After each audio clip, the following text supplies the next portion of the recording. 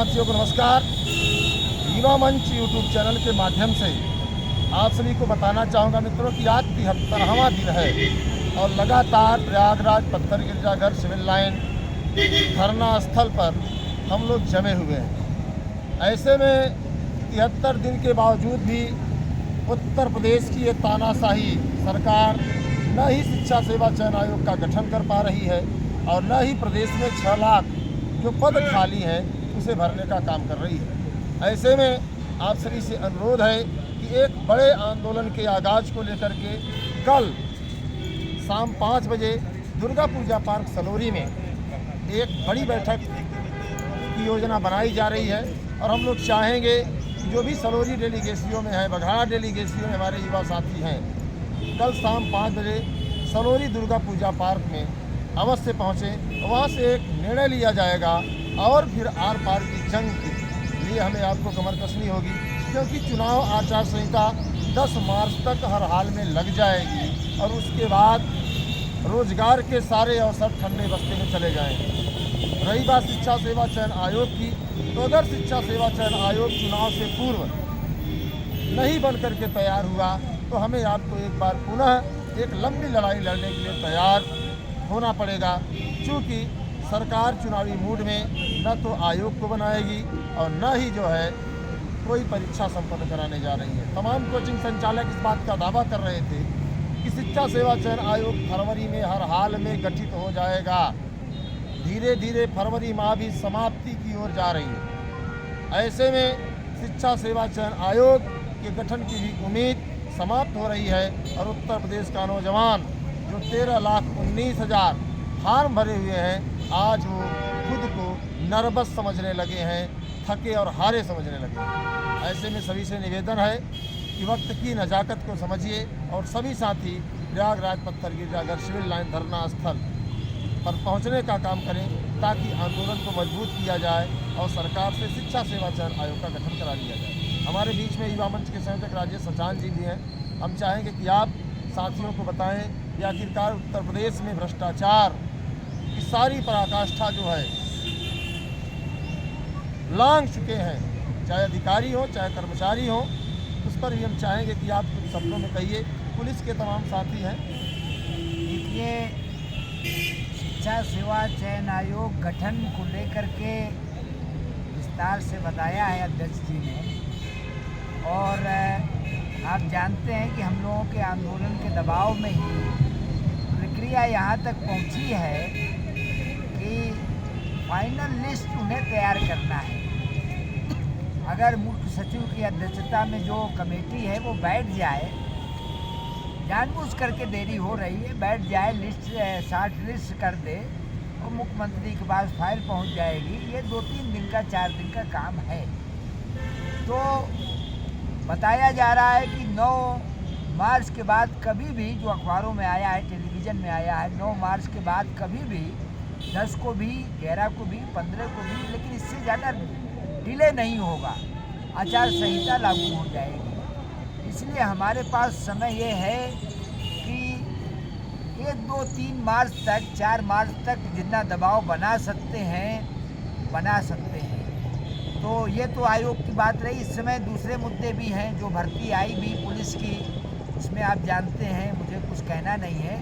आज विशेष तौर पे हम लोगों ने एक पत्र लिखा है आरओ भर्ती के संबंध में। ये जो पूरा आयोग की कार्यप्रणाली है, लंबे अरसे से अनिल यादव यहाँ अध्यक्ष थे, हम सब ने आंदोलन किया, हाई कोर्ट से बर्खास्त हुए, पहला मामला था।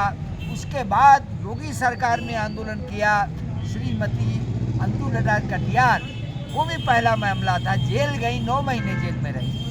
और पेपर लीक के मामले में, एलटी और पीसीएस के पेपर लीक के मामले में, लेकिन किसी के ऊपर कोई कार्रवाई नहीं हुई। अभी भी जो भ्रष्टाचार का पूरा खेल है वो चल रहा है।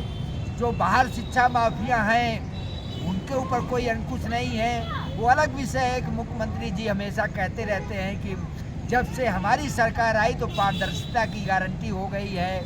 उसी तरह से वो बेरोजगारी को लेकर कहते रहते हैं कि जब से हमारी सरकार आई रोजगार की गंगा बह रही है, इतने लाख हमने पद दे दिया, इतने लाख का लक्ष्य है, ये है वो है।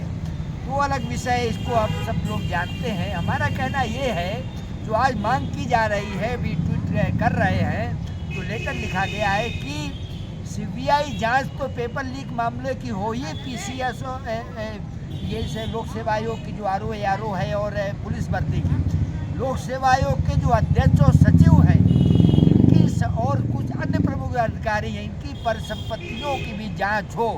जिस समय ये अध्यक्ष और सचिव बने उस समय इनके पास कितनी संपत्ति थी और कितना आज की तारीख में है, उससे पता चल जाएगा।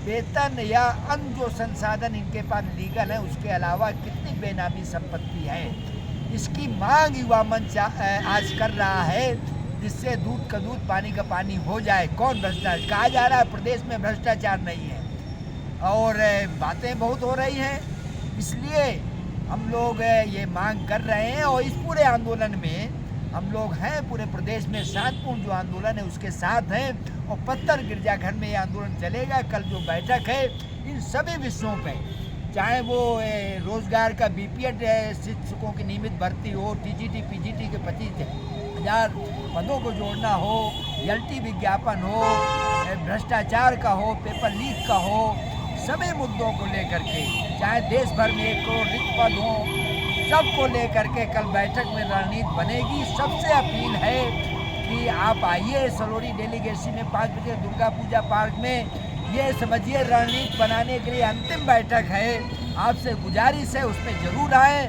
और इस वीडियो को, जो युवा मंच का वीडियो है, इसको ज़्यादा से ज़्यादा शेयर करें। जो सिर्फ इलाहाबाद के छात्र हैं वही नहीं, पूरे प्रदेश में हम लोगों के संघर्ष को लोग जानते हैं। ऐसे में आप सबसे अपील है कि इस वीडियो को सब्सक्राइब भी करें हमारे युवा मंच चैनल को और इस वीडियो को ज़्यादा से ज़्यादा शेयर करें और कल 5 बजे ज़्यादा से ज़्यादा लोग पहुँचें। अंत में हमारी ये आपसे अपील है कि मनोबल गिराने की ज़रूरत नहीं है। शिक्षा सेवा चयन आयोग का जो मामला है, 2 अगस्त को हम लोगों ने जब ये कार्रवाई शुरू की, आंदोलन शुरू किया, तभी यह विधानसभा में पारित हुआ। उसके बाद सारी जितनी प्रक्रिया थी वो पूरी हो चुकी है। मैं पुनः दोहरा दूँ, अगर दबाव बन गया, जो बनाना जरूरी है, अन्यथा कम से कम बीएड अभ्यर्थियों का भविष्य पूरा अंधकार में हो जाएगा, तो आप इसको संज्ञान में लें। मनोबल गिराने की जरूरत नहीं है। हम पूरे इलाहाबाद और पूरे प्रदेश के युवा सक्रिय हो गए तो आयोग का गठन हो जाएगा, अर्हता विवाद भी खत्म हो जाएगा। उसमें मुख्यमंत्री को सिर्फ निर्देश देना है, विज्ञापन आ जाएगा, सीटें जुड़ जाएंगी। इतना ये 5 दिन 10 दिन की मेहनत में कराया जा सकता है, ये एकदम मुमकिन है। सीबीआई जांच भी हो जाएगी, पेपर भी रद्द हो जाएगा पुलिस का। तो ये सब चीज़ें हैं। तो बहुत बहुत धन्यवाद। कल मिलते हैं हम लोग एक नई रणनीति के लिए। आप सभी लोग पहुँचें 5 बजे सलोनी दुर्गा पूजा पार्क। धन्यवाद।